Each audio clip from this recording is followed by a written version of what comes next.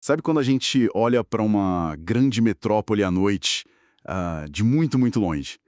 Talvez da janela de um avião, olhando lá para baixo? Aham. A gente vê só aqueles pontinhos de luz, né? Exatamente.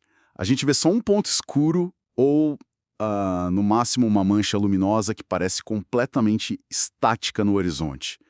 Não tem som, não tem movimento aparente. Sim, parece tudo super calmo e parado. Mas olha, se a gente aterrissar, se a gente descer para o nível da rua, a realidade é chocantemente outra, né?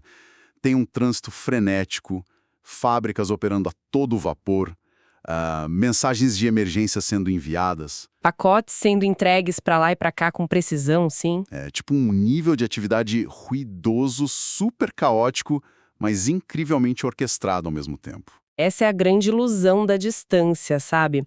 O que parece ser só uma massa inerte, vista de fora, é na verdade o centro nervoso hiperativo, onde todas as decisões críticas estão sendo tomadas. A cada milissegundo, aliás. E o cérebro humano adora categorizar as coisas de um jeito simples, né?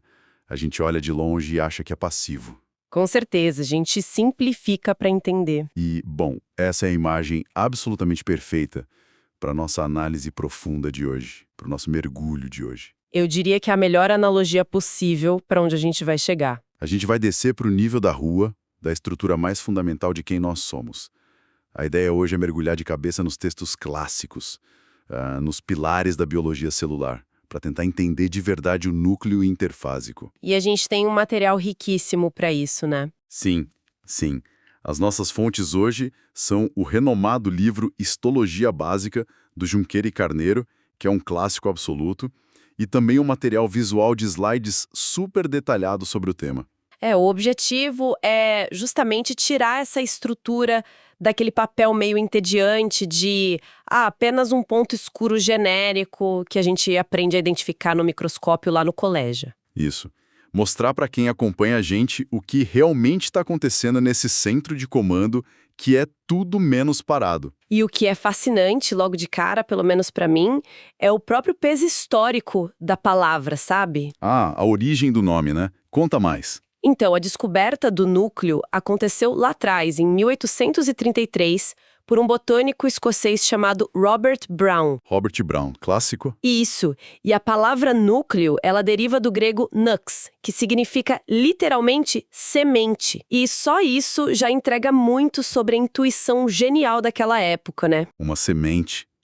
Faz todo sentido, porque é algo que guarda o potencial inteiro de uma nova vida, a informação essencial toda encapsulada ali. Exatamente. Mas, olha que ironia, a forma como a biologia acabou batizando o período de vida em que essa semente está mais ativa, acabou gerando um mal-entendido colossal. O famoso mito da intérfase. Confesso que, se a gente parar para pensar, a própria palavra intérfase é péssima. É muito ruim. Ela dá uma ideia totalmente errada do processo. Sim, soa como um intervalo de teatro, sabe?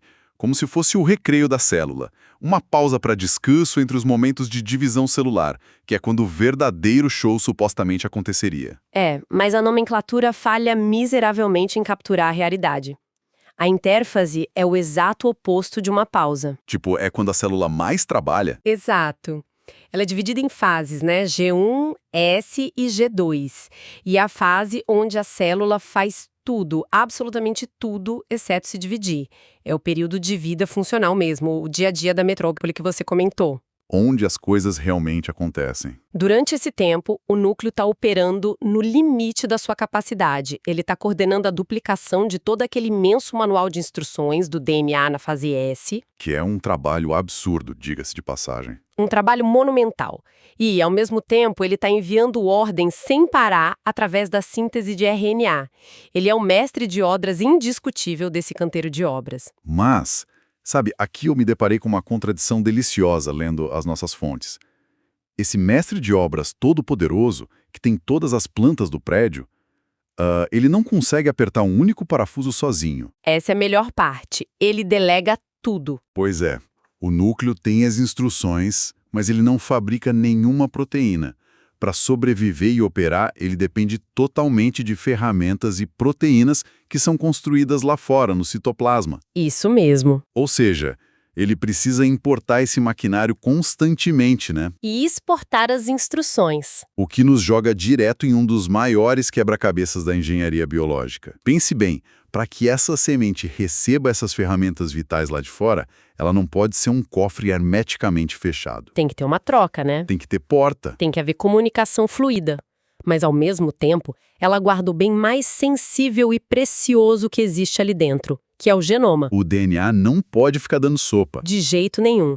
A célula não pode, em hipótese alguma, deixar isso exposto ou desprotegido. Então, a fronteira física que separa o núcleo do resto do citoplasma precisa ser uma verdadeira maravilha da triagem. Uma fronteira que a gente chama de envoltório nuclear.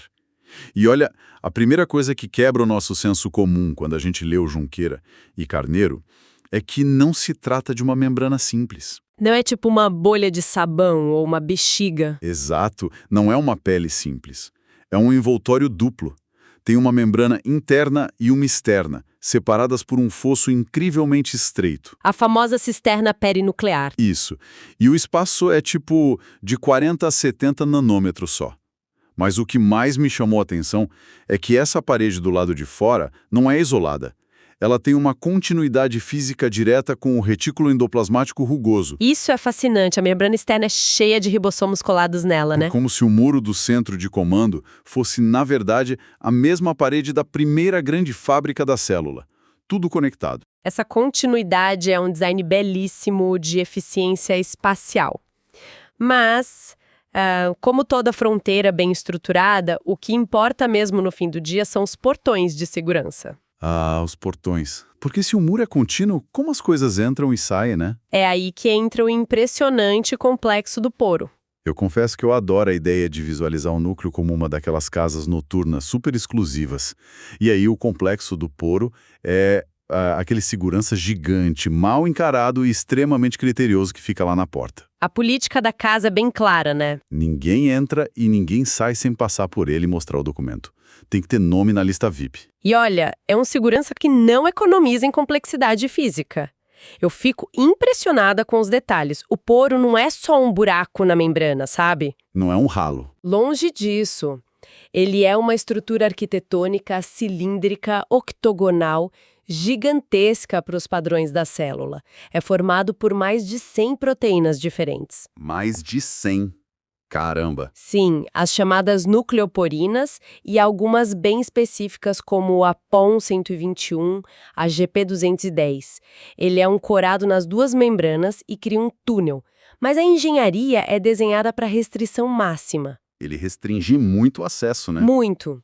Esse complexo enorme abriga um canal central de passagem que tem apenas 9 nanômetros de diâmetro. 9 nanômetros. E é aí que a minha cabeça deu um nó quando eu estava estudando os slides. A regra geral é que coisas muito pequenas, tipo menores que 9 nanômetros, têm passe livre. E isso, por difusão passiva, passam direto. A porta fica aberta para água, íons, e eles fluem passivamente. Mas e o sofá? Como é que a célula passa um sofá por essa porta minúscula? Um sofá biológico, no caso. Sim, porque a gente sabe que as proteínas que o núcleo precisa importar e aqueles RNAs gigantes que ele precisa exportar são muito maiores que 9 nanômetros. São imensos em comparação. Como a física desse transporte funciona sem arrebentar a membrana toda?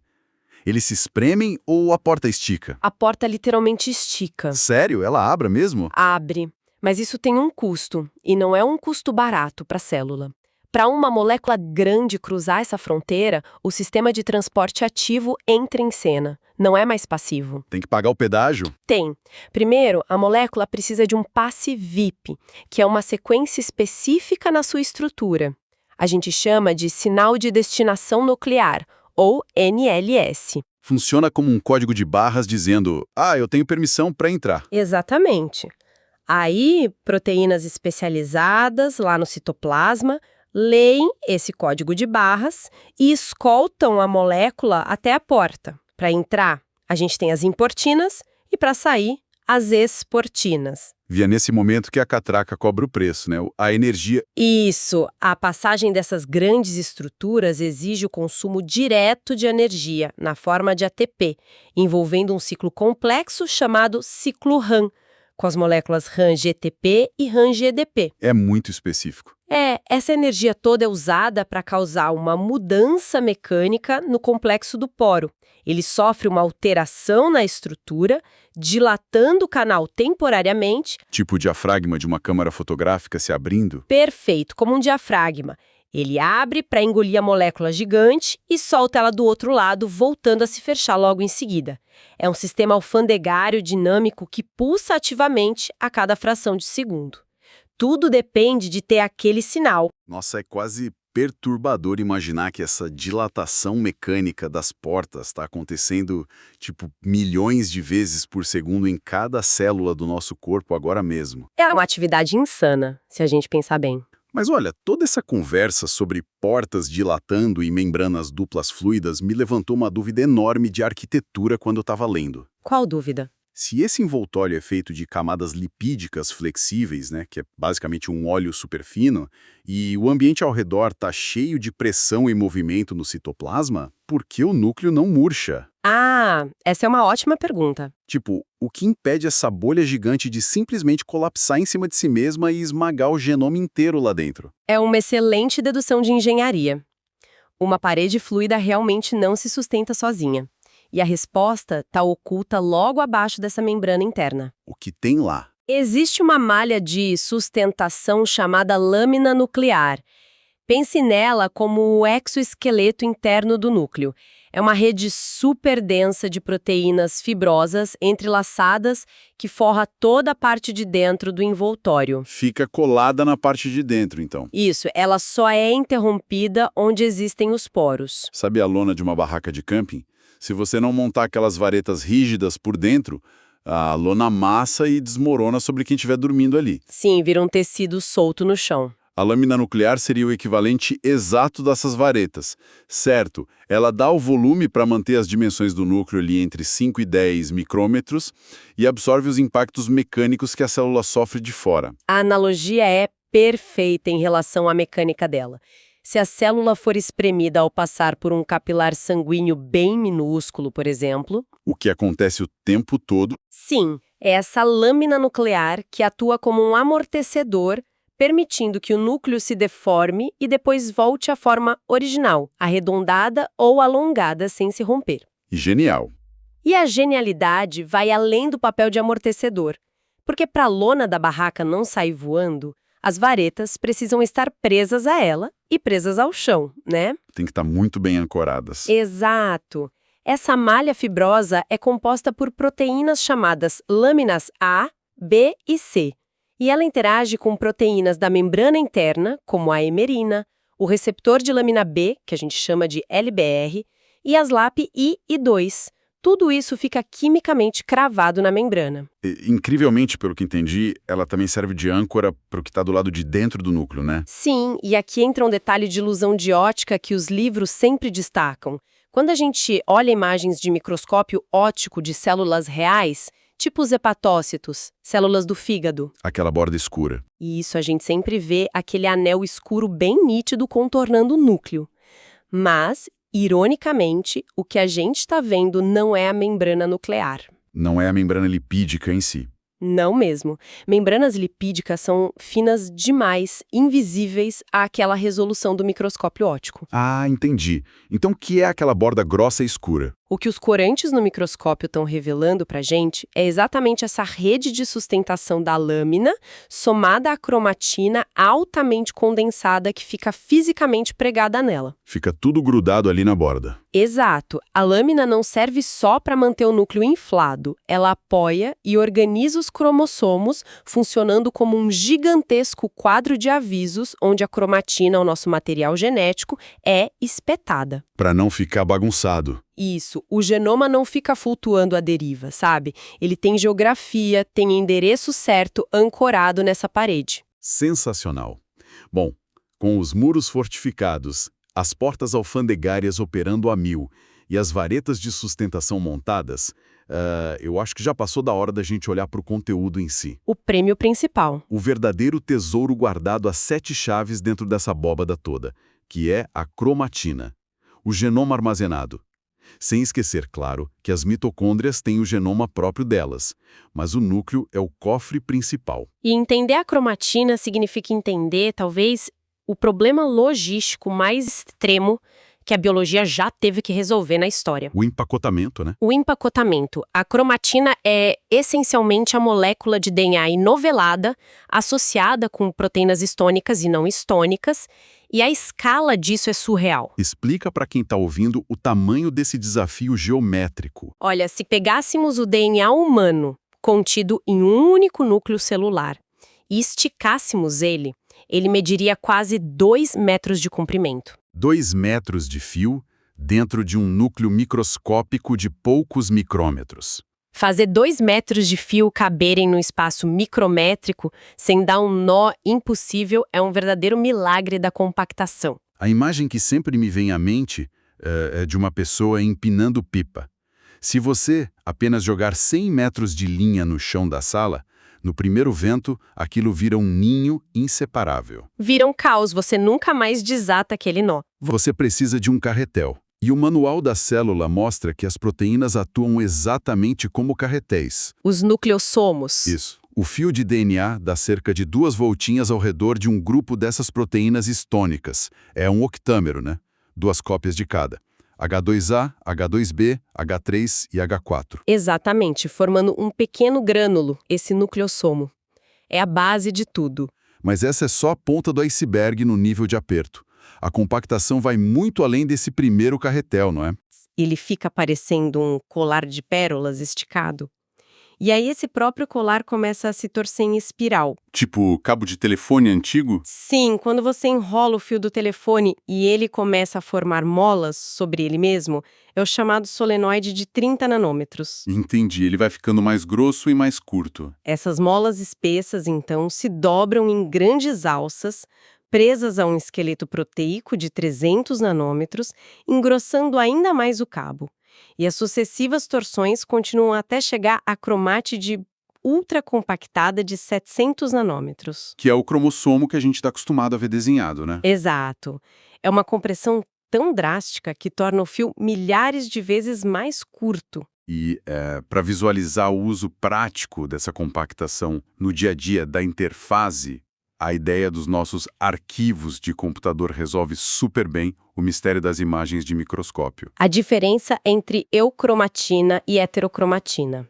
Certo. Isso mesmo, porque existem partes do DNA que são a heterocromatina e partes que são a eucromatina. E a diferença, pelo que entendi, é basicamente se o arquivo está zipado ou se está aberto na tela. Uma analogia excelente. A heterocromatina seria o arquivo compactado, aquele arquivo zip.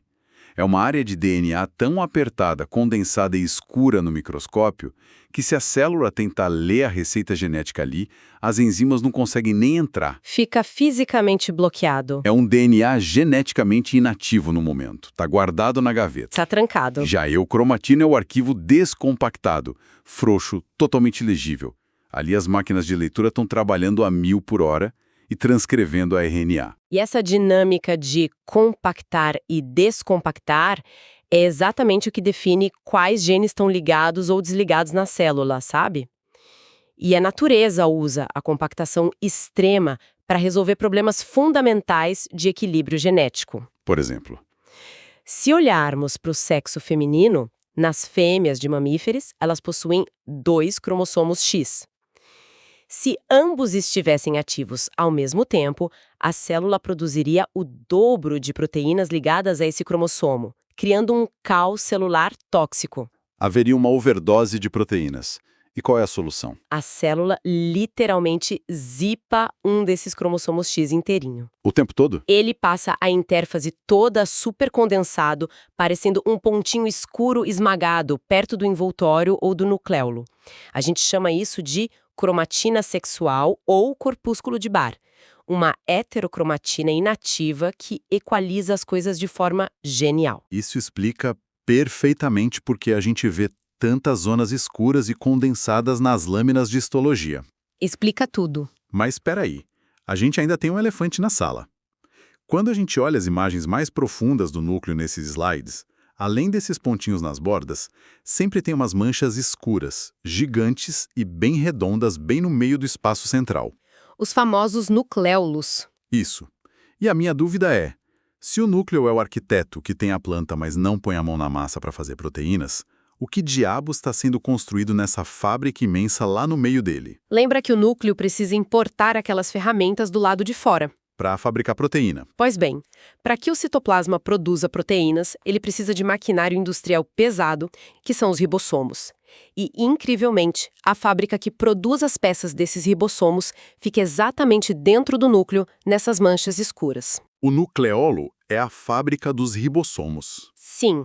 E o nucleolo não é uma estrutura com parede, sabe? Ele não tem membrana própria ao redor dele. Ele é só uma aglomeração de coisas. É simplesmente uma região muito densa, composta principalmente de RNA ribossômico e proteínas. É uma nuvem hiperativa onde a síntese desse rRNA está acontecendo numa taxa estonteante. É uma fábrica dentro do arquiteto produzindo as ferramentas para os operários usarem lá fora. E é maravilhoso como a organização mecânica disso funciona nos cromossomos. É uma atração química linda. Porque as instruções para fabricar esse RNA, elas não estão em um único lugar seguro. Em humanos, os genes estão espalhados nas pontas de 5 cromossomos diferentes. O que significa que a célula poderia ter vários pequenos nucléolos espalhados. Sim, mas o que acontece é que eles geralmente se fundem num lugar só, né? Isso. Eles se aglomeram fisicamente. É como se operários de 5 departamentos diferentes da cidade arrastassem as suas mesas de trabalho todas para a mesma praça central só para agilizar a linha de montagem. Faz todo sentido. Otimiza a produção. E nos microscópios eletrônicos mais potentes, você consegue ver a anatomia dessa praça. Tem 3 partes, certo? Isso. A gente divide a estrutura em região fibrilar, onde fica o RNA mais imaturo, a região granular, cheia de grânulos que são RNA já mais maduro, formando as subunidades dos ribossomos, e as regiões urbanizadoras, com os filamentos de DNA. Tudo isso mergulhado num meio líquido, no nucleoplasma, onde a água e os íons flutuam livremente. Acho que depois de explorar essa engrenagem toda, aquela nossa metáfora inicial da metrópole ganha uma proporção completamente diferente, não ganha? Ganha sim. De perto é tudo muito intenso. Se a gente aproximar a lente, a intérfase é um cenário barulhento, frenético. Estamos falando de um espaço hiperprotegido por 2 membranas, sustentado por um esqueleto interno, guardando metros e metros de fios que estão num estado constante de enrolar e desenrolar. E gerindo fábricas inteiras de ribossomos ao centro. E ainda controlando o tráfego pesado, abrindo aquelas portas, os poros, milhões de vezes por segundo. Sem dúvida nenhuma.